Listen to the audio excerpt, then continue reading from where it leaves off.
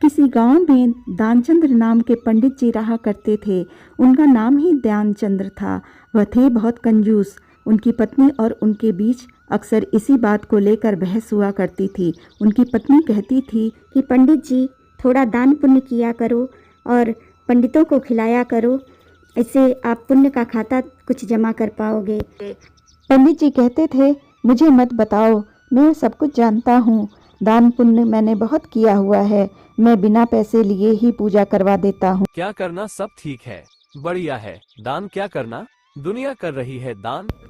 पंडितानी जानती थी कि वह महाकंजूस है, इसलिए वह इस तरह की बातें करते हैं। एक दिन वह कहती है कि कुछ नहीं तो गंगा ही नहा आओ, उसी का पुण्य कमा लो।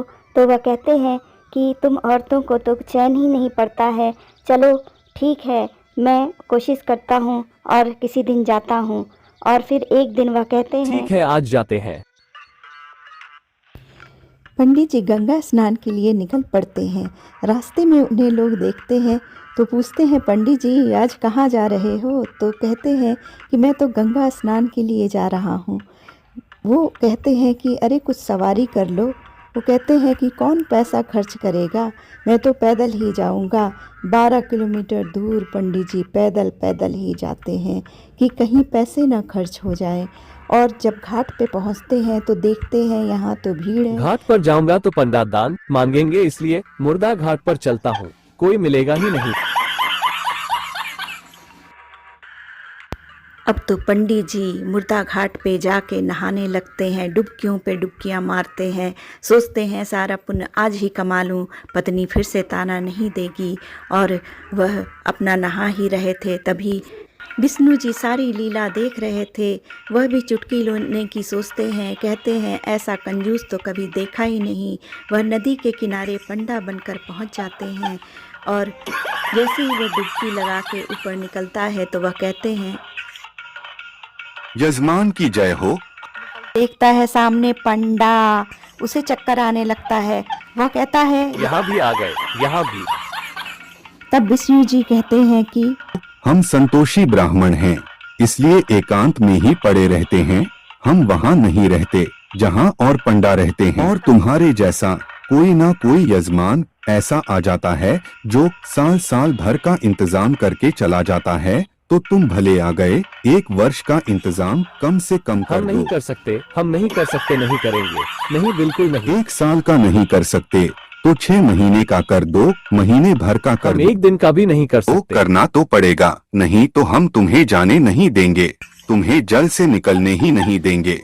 उधार करेंगे, एक ढेला उधार करेंगे। विष्णु जी सोचते हैं अगर यह एक ढेला ही देना चाहता है तो यही सही। और दोनों अपने अपने रास्ते चले जाते हैं। पंडित जी अपने घर पहुंचते हैं और घर पहुंचकर पत्नी पर बहुत गुस्सा होते हैं और कहते हैं कि तुम औरतों के बातों में आकर आज तो मैं फंस ही गया था, एक पंडा मेरे पीछे पड़ गया था। यह कहकर वह सो जाते हैं। तभी दरवाजे पर किसी की पुकारने की आवाज़ आती है। पंडिताइन जाकर बाहर देखती है तो देखती है कि एक पंडा सामने खड़ा है। वह अपने पति को बताती है कि एक पंडा आया हुआ है, क्या आपने उससे कुछ देने को कहा है? हाँ तो आ गया। एक काम करो, जाकर कह दो कि वो बीमार है, 2-4 दिन बाद आना। पंडिताइन पंडा से कहती है कि वह तो बीमार हो गए हैं। दान मिले ना मिले वह हमारे यजमान है। यजमान बीमार हो और पंडा चला जाए, वह जब तक स्वस्थ नहीं हो जाते हम यहीं पर रहेंगे। तुम हमारा इंतजाम कर दो, यही पूरी कचौड़ी बनाएंगे, प्रसाद बनाएंगे, पूजा करेंगे, हमारा बिस्तर भी लगा दो। पंडिताइन अपने पति से कहती है कि वह कह रहा है कि जब तक आप स्वस्थ नहीं हो जाते वह यहीं पे रहेगा। तो पंडित बोला, क्या करूं भगवान, ये तो यहाँ रहकर हमारा राशन खाएगा, न जाने कितने पैसे का राशन खा जाएगा। एक काम करो, जाकर कह दो मर गया। पंडित जी को योग विद्या आती थी, वह अपना सांस रोककर सो जाते हैं। ज्ञानचंद्र की पत्नी जाकर पंडित से कहती है, वह तो मर गए, चले गए, अब तो जाओ पंडा जी, अब आप चले जाओ। तब पंडा कहता है, अरे राम राम राम, यह क्या हो गया? यजमान चले गए, जब तक उनका अंतिम संस्कार ना हो जाए तब तक हम कैसे जा सकते हैं? तुम महिला कहाँ अकेली भटकती फिरोगी? हम ही सब जगह खबर कर देते हैं। फिर पंडा बने विष्णु जी घर घर जाकर खबर फैला देते हैं। दानचंद्र मर गए, दानचंद्र मर गए। चलो गांव वालों इकट्ठा हो जाते हैं। घर में केवल अकेली महिला है, उसकी मदद तो करनी ही पड़ेगी। दानचंद मर गया। अरे गांव वालों, चलो चलो, दानचंद मर गए, चलो सब लोग उनके यहाँ चलते हैं। सभी पंडिताइन को चुप कराने लगते हैं तो पंडिताइन कहती है कि नहीं नहीं मरे हैं, वो नहीं मरे हैं। धीरज रखो बहन, धीरज रखो। अरे सुनती हो विमला, पंडिताइन को संभालो। पंडिताइन फिर कहती है नहीं वो नहीं मरे हैं, मैं सच कह रही हूँ। लोग सोचते हैं कि यह दुख में व्याकुल होकर ऐसी बातें कर रही है तो वे कहते बहन हैं ये तो तुम्हारा मोह है, जाने वाला तो गया, अब यही मान लो कि इतने ही दिन का साथ लिखा था।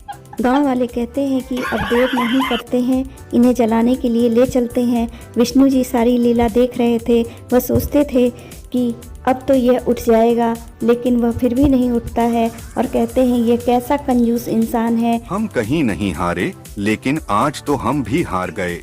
ऐसा गजब का आदमी आज तक हमने नहीं देखा था। यह बिना मरे मर गया और चला जा रहा है। उसे उठाकर लोग तख्ती पर रख देते हैं। अब तो पंडिताइन और जोर जोर से रोने लगती है और कहती है मत ले जाओ, ये मरे नहीं हैं, ये मरे नहीं हैं। तो लेकिन सभी लोग उन्हें लेके चले जाते हैं। सभी उनकी अर्थी जलाने के लिए तैयारी करने लगते हैं। अब तो अर्थी जलने ही वाली थी। विष्णु जी सोचते हैं मुझे ही कुछ करना पड़ेगा। वह कहते हैं कि यह मेरा यजमान था, मैं इसके कान में कुछ कहना चाहता हूँ। मैं भगवान विष्णु हूँ, बैकुंठ से तुमसे नाता जोड़कर आया हूँ। विष्णु का नाम सुनकर वह अपने चादर हटाकर देखता है। सामने क्या देखता है? वही पंडा। वह फिर अपना मुंह ढक लेता है। भगवान हंसते हुए कहते हैं हम हार गए तुमसे, हम तुमसे कुछ नहीं लेंगे, तुम ही हमसे कुछ मांग लो।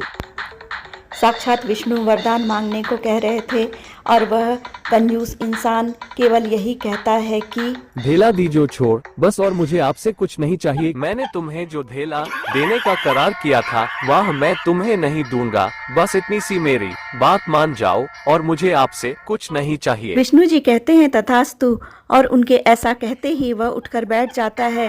गांव वाले सब यह सब देखकर हक्के बक्के रह जाते हैं और जब उन्हें सच्चाई का पता चलता है तो सब हंसते हंसते लोटपोट हो जाते हैं और विष्णु जी भी अपने बैकुंठ को वापस चले जाते हैं और खूब हंसते हैं। वासुदेवाय नमः।